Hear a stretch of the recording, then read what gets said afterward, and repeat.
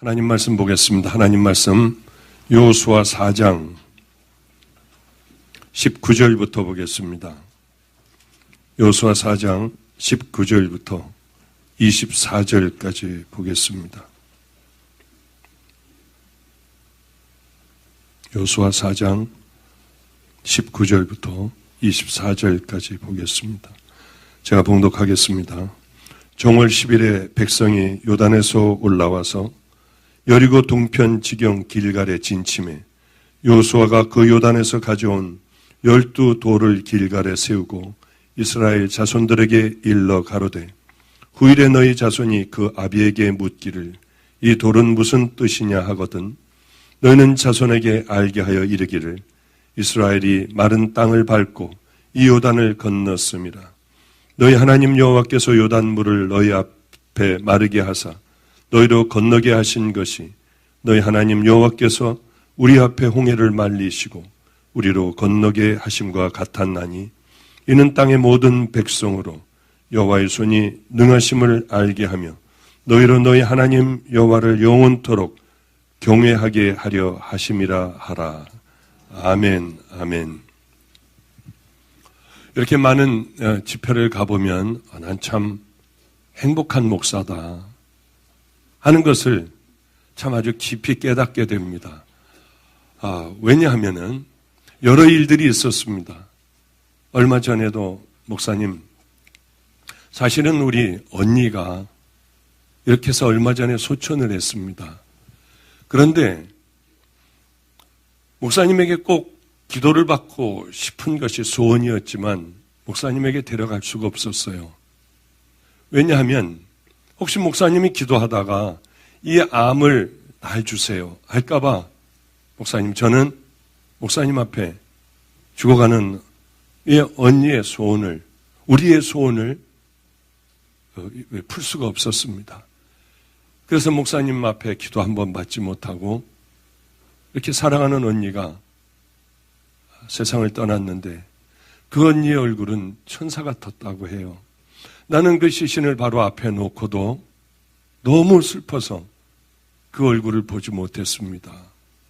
할 때, 바보 같은 분이 어디 있어. 그냥 확 나한테 전화하면은 내가 왜 기도를 안 해줄까? 죽어가는 사람의 소원을 왜 내가 그렇게 안 들어줄까? 그런 얘기를 들으며 저는 굉장히 참 행복한 목사다 생각을 했습니다. 우리 교인 중에 어떤 한 분이 후도암으로 돌아가시게 되었습니다. 그런데 언제나 제가 그분을 기도해 줄 때 지금은 이제 나가서 일일이 다 악수를 못합니다. 그런데 나가서 처음에는 악수를 열심히 해드리고 할렐루야 하고 여러분을 맞아드리기도 하고 여러분을 잘 인사하며 보내드리기도 했습니다. 근데 그분이 오셨을 때 제가 집회를 여러 군데를 다녀서 너무 피곤했어요. 그냥 하나님 이 암을 절 주세요 하면 이분들이 마음에 부담이 될까봐 방언으로 늘 하나님 이 암을 절 주세요. 하나님 이 암을 절 주세요 하고 방언으로 기도를 했는데 너무 그날은 피곤했던지 제가 그만 하나님 이 암을 절 달라고 하는 그냥 그 기도를 그냥 생각 없이 너무 피곤하니까 해버렸습니다. 우리 성도님이 얼른 이렇게 뒤로 물러서더니 지금 뭐라고 기도하셨냐요? 글쎄 잘 모르겠는데요. 아니 뭐라고 기도하셨니? 이 암 날 달라고 하지 않았냐요?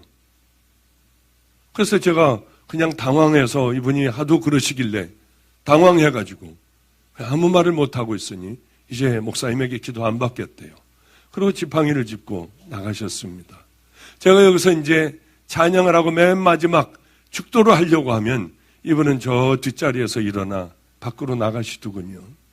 나는 실패한 목사가 아니라 난 정말 행복한 목사구나. 이런 생각을 왜 안 하게 되겠습니까? 난 정말 행복한 목사다. 여러 교회를 다니며 목사님들의 사정과 형편을 이제 집회가 끝난 다음에 식사를 하면서 듣습니다. 교회 분란이 있는 그곳의 목사님들은 더 이상 살고 싶은 마음이 없대요. 여길 나가려 해도 쫓겨나면 갈 데도 없고 또 그런 쫓겨난 목사야 하는 얘기를 듣기가 싫어 죽지 못해 여기서 지금 견디고 있다고 하는 이야기를 들었습니다. 얼마나 힘들까. 그 인생은 매일매일이 우리 주님을 붙잡고 있는다고 하지만 정말 지옥 같은 삶이겠다. 이 전번주에도 상담을 받았습니다. 어떻게 그런 교회가 있을 수 있을까? 이 목사님은 내보냈는데, 이 목사님을 나가라고 하고 다른 분을 청빙해 왔는데, 목사님은 갈 데가 없으니까 그곳에서 사택에서 끝까지 버티고 계시고요. 교인들이 사택에서도 예배드리고 또 새로운 목사님을 따르는 분은 교회에서 또 예배를 드리고요. 나가라고 해도 나갈 데가 없으니까 끝까지 그렇게 버티시는 거예요. 왜 이렇게들 만드는지 모르겠어요. 나는 정말 행복한 목사다. 왜냐하면 저희 교회는 여러 사람들이 이렇게 꽉 차서 성가대석에까지 앉아서 우린 예배를 드려요. 청년들도 이제는 올라가서 예배 드릴 수가 없게 됐었습니다. 너희들 어떻게 나가봐라. 누구하고도 의논하지 않았어요. 한 100여 명 되는 청년들을 그냥 무조건 내보냈습니다. 다른 데 어디 가서 한번 예배를 드려봐라. 그래 어느 고등학교에 강당을 빌려서 지금 예배를 열심히 드리고 있습니다. 누구하고 의논하지 않아도. 목사님 어떻게 그러실 수가 있습니까? 이 중요한 청년부들을 다 내보내는데 어떻게 이러실 수 있습니까? 그런 얘기 한 번도 듣지를 않았어요. 목사님, 이쪽 방향으로 목회 끌고 나가는 건 이건 곤란합니다. 그런 소리 지금까지 한 번도 들어보질 않았습니다. 정말 나는 행복한 목사구나. 다른 교회 집회에 갔다가 비로소 그걸 깨닫고 우리 부목사에게, 전도사들에게 혹시 이 교인들이 불평해하는 거 없어? 불편해하는 것들이나 이런 건 없나? 불만이나 없나? 내가 한번 다 잘 이렇게 수용을 하면 되잖아.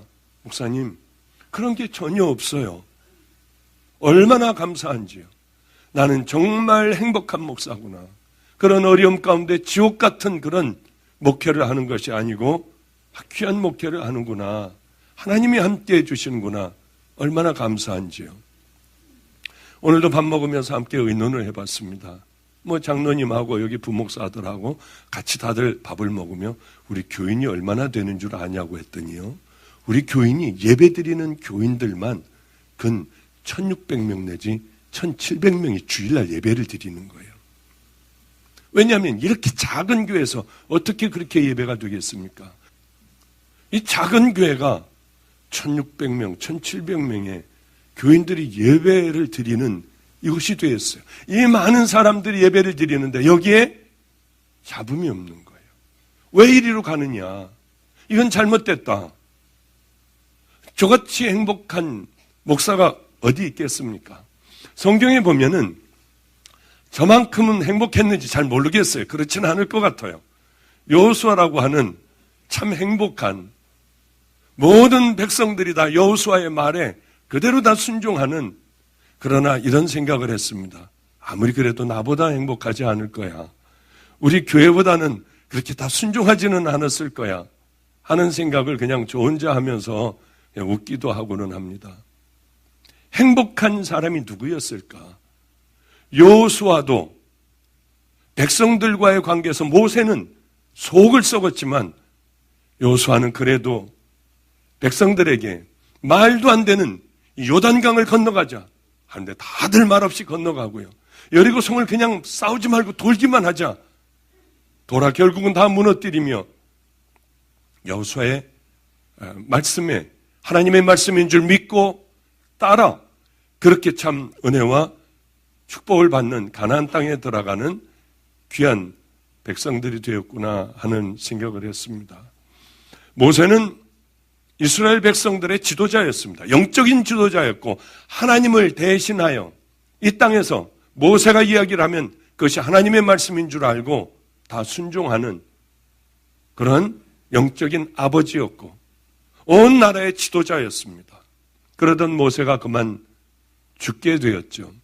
하나님 앞에 잘못을 저질러 비스가산 기슭에서 저 가나안 땅을 바라보며 하나님 나로 한 번만 들어가게 해 주시옵소서 하나님은 절대로 안 된다고 하여 모세는 준비를 했습니다. 다음 사람을 누구를 선택할까? 하나님은 깜짝 놀랄 만한 인물을 지명을 하셨습니다. 그것은 여호수아였어요. 여호수아는 몸종이었습니다. 몸종이 어떻게 일개의 몸종이 그 엄청난 이스라엘 백성들을 데리고 모세도 들어가지 못한 가나안 땅을 향하여 들어갈 수 있는 능력이 있었겠습니까? 무슨 리더십이 있었겠습니까? 아무것도 없는 그저 모세의 발을 닦아주고 모세의 그저 필요한 것을 들어주는 몸종에 불과한 이 여호수아를 하나님은 여호수아다. 네 대를 이을 다음 자는 여호수아다. 하나님은 이렇게 말씀하셨습니다. 왜 그럴까? 이건 말도 안 되는 일이었습니다.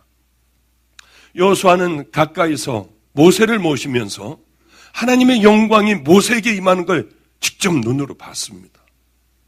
이 백성들이 골치 아프고 말썽을 부리고 하나님을 가슴 아프게 할 때마다 하나님 앞에 간절하게 매달려 하나님, 이 백성을 차라리 저를 생명책에서 지워버리시고 이 백성들을 하나님이 이끌어주셔야 합니다 하며 아마 간절하게 머리를 무릎 사이에 놓고 하나님 앞에 눈물을 흘리며 간절하게 기도하는 모세의 모습도 여호수아는 봤을 거예요.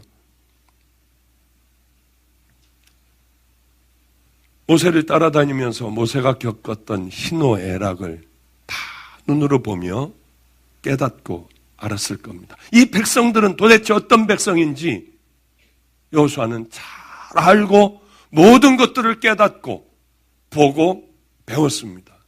문제는 뭐냐면 보고 여러분들이 이렇게 예배를 통하여 수도 없는 많은 하나님의 말씀을 듣고 해도 20년, 30년 가도 전혀 변하지 못하는 사람들이 있습니다. 함부로 얘기하는 사람들은 이 30년 지나도 함부로 얘기해요. 남에게 상처 주는 사람들은 역시 남에게 상처를 줘요.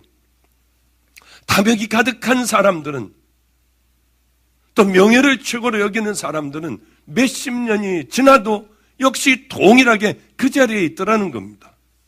이 가운데도 그렇지 않겠습니까? 하나님의 말씀을 여러분들 이렇게 듣고 전하고 받으면서 그래 이렇게 이제 살아가야겠다. 내가 이걸 십자가에 못 박아야 하겠구나 하고 열심히 그 말씀을 붙들고 하루하루를 살아내는 사람들은 날이 가면 갈수록 전혀 다른 사람들이 될 겁니다. 그러나 그저 와서 하나님의 말씀인 줄 그저 그냥 와서 예배 한번 보고 지겹게 좀 빨리 끝났으면 좋겠다는 마음으로 예배 한번 보고 가는 사람들에게는 절대로 그 사람들은 하나님의 말씀대로 살고 순종함으로 믿음의 길을 걸어감으로 말미암아 하나님께서 주시는 축복은 단 한 번도 누려볼 수 없는 그런 불행한 예배를 드리는 사람이 왜 없겠습니까? 기도해도 제가 그렇게 기도했습니다. 하나님이 여러분들에게 이 자리에서 가장 원하시는 것이 있다면 뭐겠습니까? 생명을 드리는 거예요. 내 생명을 가지고 하나님 앞에 깨뜨려 드리며 하나님의 말씀으로 그래 내가 무엇을 버리고 어떤 것을 하나님이 내게 기뻐하실 것인가 그 길을 나는 결국은 가버리고 말 거야 하는 결단하는 마음으로 여러분들 정말 슬피 울며 간절하게 기도하는 그 심령들에게 하나님은 깨끗하고 정결한 그릇 위에 여러분들 하늘의 축복으로 가득 담아주시지 않겠습니까? 그런데 우리는 그냥 보고 가는 예배를 드리는 거예요. 나와 하나님과는 아무 관계가 없는 이렇게 믿는다고 하여 교회 예배 드린다 하여 천국 갈 수도 없는 우리는 그 예배를 드리는 사람이 이 땅에 얼마나 많겠습니까? 나 하나 변화시킬 줄 모르는 예배, 하나님과는 상관없는 예배, 내 만족을 채우고 돌아가는 예배, 그저 듣고 끝나버리는 예배, 몇십 년이 지나도 나는 그저 그 길을 향하여 걸어갈 수밖에 없는 가장 비참한 예배를 드리는 사람이 왜 없겠냐는 거예요. 그러나 여호수아는 몸종으로 있었지만 하나님과의 그 관계를 보며 그래 나는 저렇게 살아갈 거야. 백성들을 위하여 기도하는 것을 보며 내가 만약에 저렇다면 나는 목숨을 걸고 이럴 거야 하고 모세가 시내산에 올라갔을 때에도 엎드려 떠나지 않고 그곳에서 모세가 내려올 때까지 기도하고 있었던 사람이 여호수아였습니다. 하나님이 모든 마음의 중심, 속사람까지 다 파악하시는 하나님께서 수많은 인재들이 얼마나 많았습니까? 제사장들로부터 시작하여 얼마나 많은 귀한 사람들이 있었겠습니까? 능력 있는 사람들이 많았겠나요? 하나님은 누굴 고르셨습니까? 마음의 중심을 보시고 하나님은 여호수아 몸종이지만 여호수아를 선택하기로 했습니다. 여호수아는 얼마나 두려웠을까요? 의지하던 모세가 떠나버렸습니다. 하나님은 나에게 이 백성들을 끌고 나가라고 했을 때 얼마나 깜짝 놀랐겠습니까? 좋은 면도 있었지만은 아마 좌절과 절망을 더 많이 했을 거예요. 나 같은 자를 어떻게 하나님이 쓰실까? 제가 그랬습니다. 제가 정말 힘든 가운데 있을 때 우리 큰 누님이 이제 비로소 오랜 세월이 지난 다음에 동생이 고통당하고 힘들게 살아간다는 걸 알았고, 제 막내 동생이 저를 돈을 주고 뭘 주려 해도 일체 받지 않는다는 것을 알았습니다. 답답했던지 미국에서 나와 어떤 기도 뜨겁게 하고 예언을 한다고 하는 분에게 찾아갔습니다. 그래서 거기다 이름을 쓰면은 그 사람에 대하여 막 글을 써준대요. 저는 맨 처음에 왜 그런 쓸데없는 짓을 하고 돌아다녔을까? 박보영, 목사, 전도사 아니고 박보영만 써줬는데 거기다 막 기도하면서 뭘 써가지고 온 것을 저에게 가져왔어요. 제가 안성에서 그렇게 고생할 때요. 제가 읽어보고 픽픽 웃었습니다.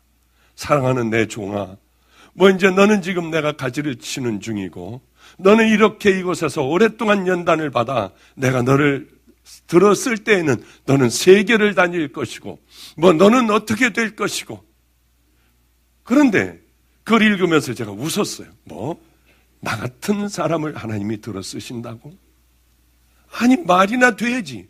나는 사람 앞에 나서면은 쓰러져 죽을 것 같고, 내가 편한 것은 노숙자나 버려진 애들과 함께 있을 때나 편안하지, 정상적인 한 사람이 들어오면 쓰러질 것 같고 가슴이 쿵닥쿵닥하여 앞이 안 보이는 이런 사람한테 세계를 다니고 많은 사람들과 함께 예배를 드리고 말도 안 되는 소리일 거야. 그런데 맨 마지막 구절이 너는 앞으로 기간은 잘 모릅니다. 3개월인가 3주인가 잘 모르는데 후에 네가 기도하던 제목이 이루어지는 것을 보며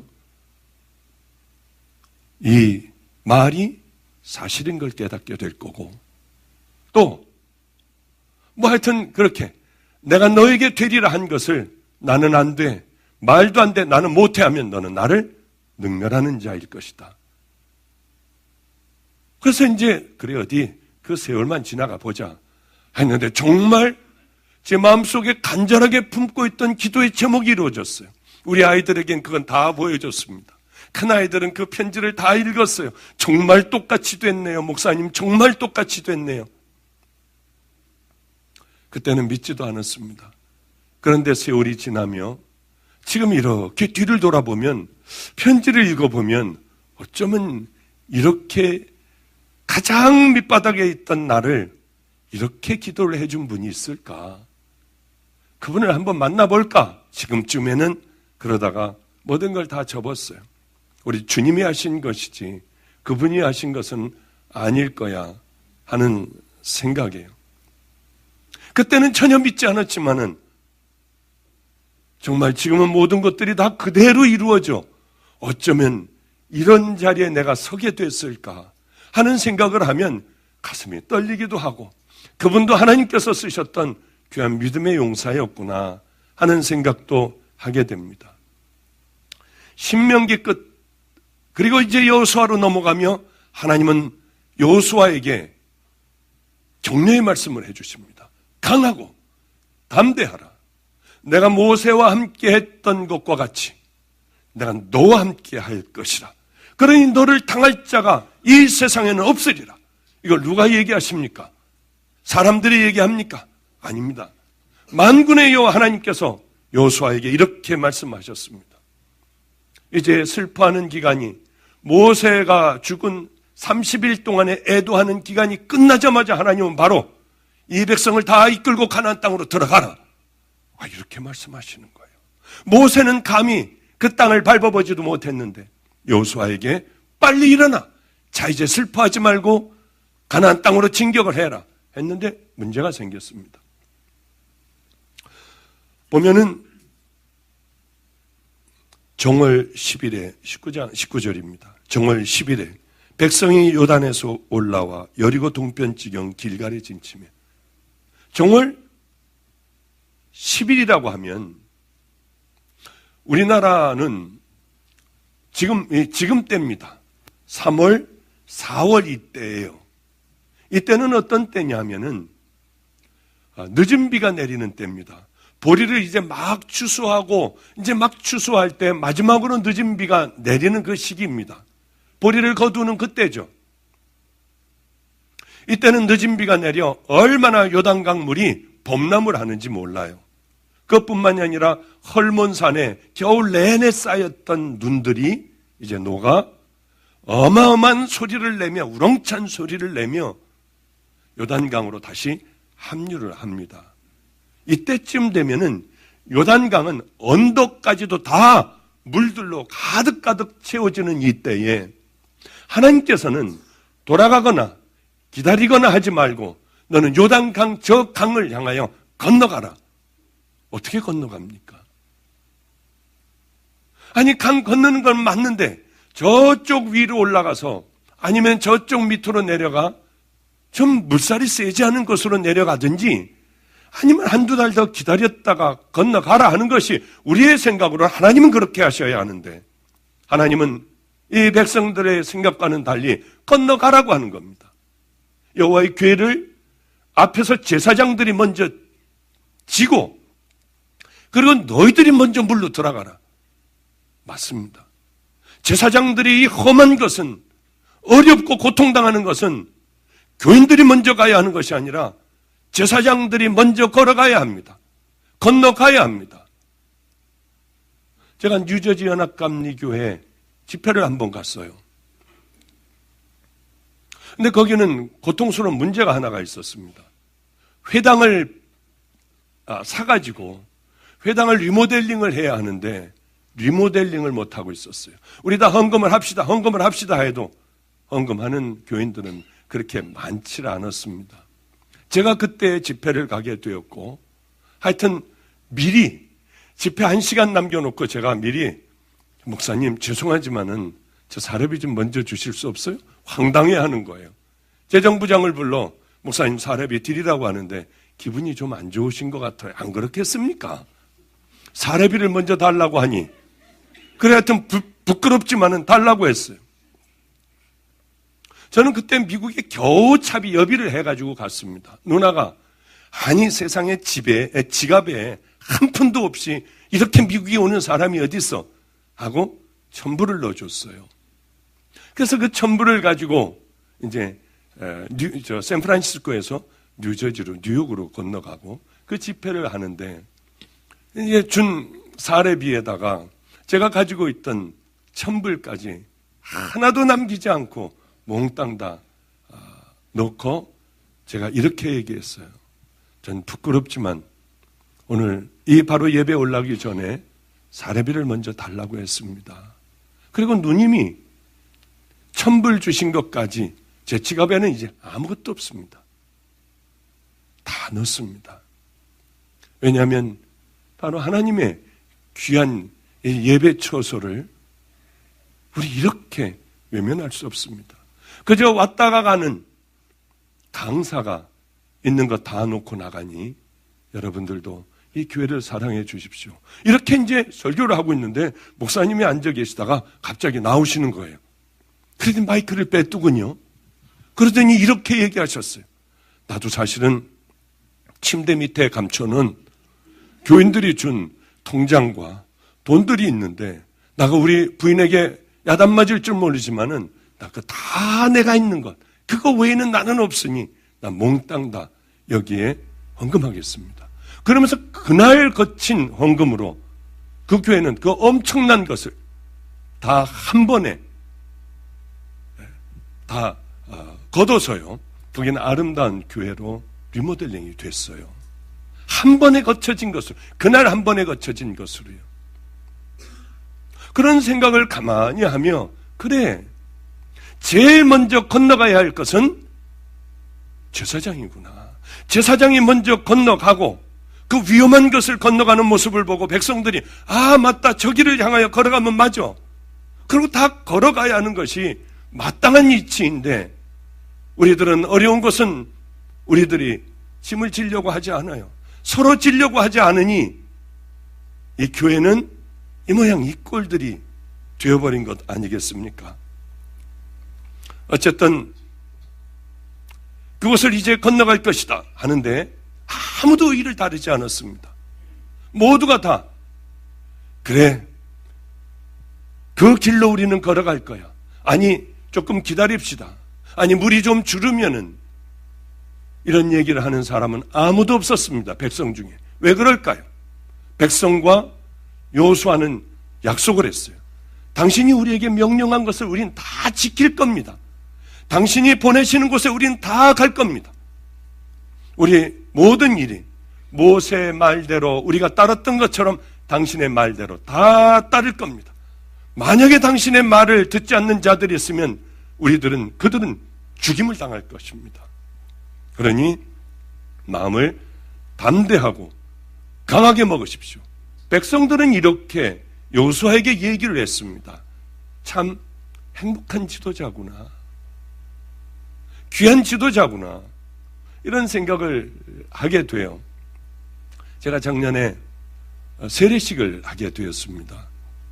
한번 말씀을 드렸죠. 이쪽에 쭉 세례받을 사람들이 두 줄로들 한 30여 명이 세례받을 사람들이 기다리고 있었는데, 이제 임목사, 우리 부목사는 물을 들고 있었고 조성혁 전도사는 마이크를 들고 있었습니다. 그래서 제가 이제 손을 닫고 세례를 주려고 맨 첫 사람 머리 위에 딱 손을 얹었는데 어떻게 하는 건지 잊어버렸어요. 치매가 걸렸는지요, 왜 그때 그걸 잊어버렸는지요. 그러고 하려고 하니까 이제는 우리 주 예수 그리스도의 은혜와 그것만 생각나는 거예요. 왜 이게 아닌데. 그래서 임 목사를 이렇게 봤더니, 아니 눈을 감고 그냥 가만히 기도만 하고 있으니까 물어볼 수도 없고, 그래 우리 조전도사를 보고 어떻게 하는 거냐고 물어보려고 하니까 조전도사도 마이크를 잡고 그냥 기도만 하고 있었어요.